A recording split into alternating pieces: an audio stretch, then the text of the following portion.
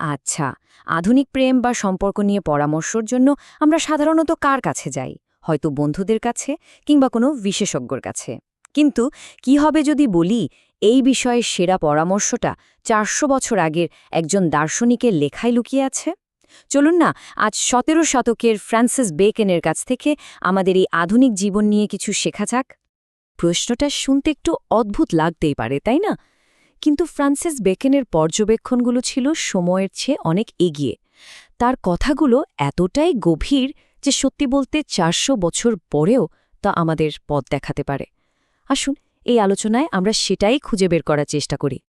তো আমাদের এই যাত্রার পথ প্রদর্শক হলেন ফ্রান্সিস বেকন আর তার বিখ্যাত প্রবন্ধ of marriage and single life.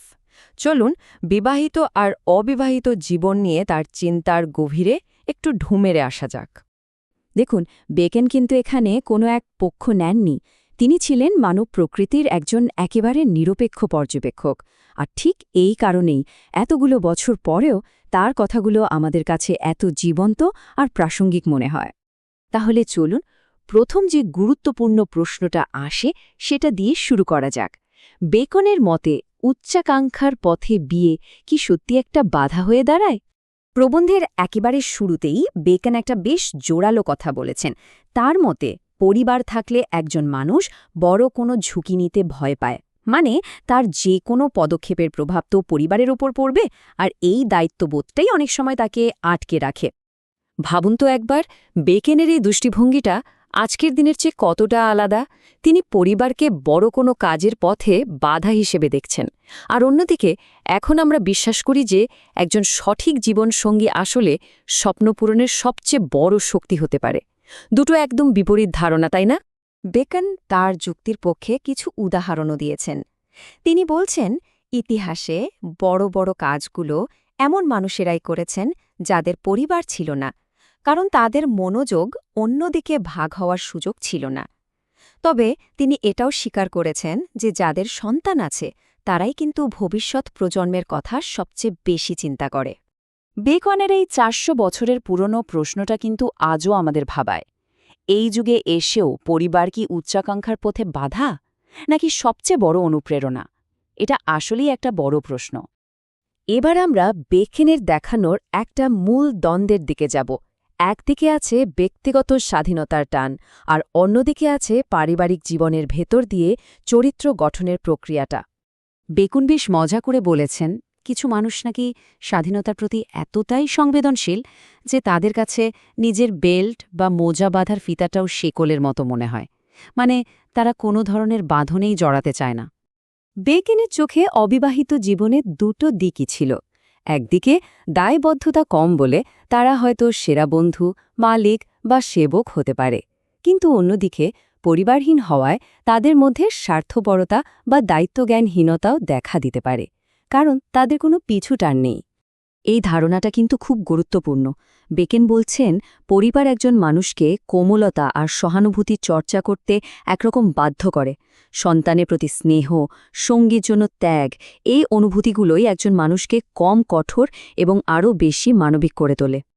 এবার আসা যাক সম্পর্কের আরেকটা বেশ গুরুত্বপূর্ণ দিকে। বেকেনের সময়ে একজন স্ত্রীর ভূমিকা কী ছিল, আর সেটা আজকের দিনের ধারণা থেকে কতটা আলাদা? চলুন সেটা একটু দেখা যাক। বেকনের পর্যবেক্ষণটা ছিল খুবই বাস্তবসম্মত। তিনি বলছেন, একজন পুরুষের জীবনে তার স্ত্রীর ভূমিকাটা বয়সের সাথে সাথে বদলে যায়। যৌবনে সে প্রেমিকা, মধ্যবয়সে হয়ে ওঠে বন্ধু, আর বৃদ্ধ বয়সে একজন নার্সের মতো যত্নশীল সঙ্গী। আর এর ঠিক বিপরীতে রয়েছে আমাদের আধুনিক আদর্শ। আজ আমরা এমন একজন সঙ্গীর খোঁজ করি যিনি একাধারে প্রেমিকা, বন্ধু এবং যত্নশীল সঙ্গী, মানে জীবনের সব পর্যায়ে যিনি সব ভূমিকা পালন করতে পারবেন। আচ্ছা, এত আলোচনার পর চলুন বেকনের প্রবন্ধ থেকে এমন কিছু চিরন্তন জ্ঞান খুঁজে বের করি যা আজও আমাদের জীবনে দারুণভাবে প্রাসঙ্গিক। বেকন তার লেখায় বিয়ে নিয়ে একটা মজার কৌতুকের কথা উল্লেখ করেছেন। এর মাধ্যমে তিনি বুঝিয়েছেন যে বিয়ে নিয়ে দ্বিধা আসলে সব যুগেই ছিল। ওই জ্ঞানী লোকটি আসলে রসিকতা করে এটাই বলতে চেয়েছেন যে বিয়ে না করাই হয়তো সবচেয়ে ভালো। এর পেছনে বেকেন দুটো সম্ভাব্য কারণ দেখিয়েছেন। প্রথমটা হলো খারাপ স্বামীরা তো খুব কমই ভালো ব্যবহার করে, তাই কালেভদ্রে একটু ভালোবাসা পেলেই স্ত্রীরা তাতেই অনেক খুশি হয়। অথবা দ্বিতীয় কারণটা হতে পারে স্ত্রীরা তাদের ধৈর্য নিয়ে গর্ববোধ করে। বেকনের সবচেয়ে শক্তিশালী পর্যবেক্ষণগুলোর একটা হলো মানুষের মনস্তত্ত্ব নিয়ে। তিনি বলছেন, যদি কোনো নারী পরিবার বা বন্ধুদের অমতে নিজের পছন্দে বিয়ে করে আর সেই সিদ্ধান্তটা ভুল প্রমাণিত হয়, তবুও সে ওই সম্পর্কটা টিকিয়ে রাখার জন্য সব রকম কষ্ট সহ্য করবে। কেন? কারণ সে সবার সামনে নিজের সিদ্ধান্তকে ভুল প্রমাণ হতে দিতে চায় না। তাহলে মূল কথা কি দাঁড়ালো? বেকানের এই বিশ্লেষণ থেকে আমরা এই 3টে গুরুত্বপূর্ণ বিষয় শিখতে পারি। আমাদের উচ্চাকাঙ্ক্ষা, স্বাধীনতা এবং সম্পর্কের পেছনের মনস্তত্ত্ব, এই সব কিছু নিয়েই আমাদের ভাবতে হবে।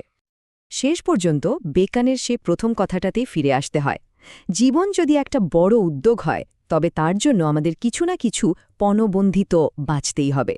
প্রশ্নটা হলো, জীবনের এই বড় উদ্যোগগুলোর জন্য মানুষ কোনটিকে বেছে নেবে?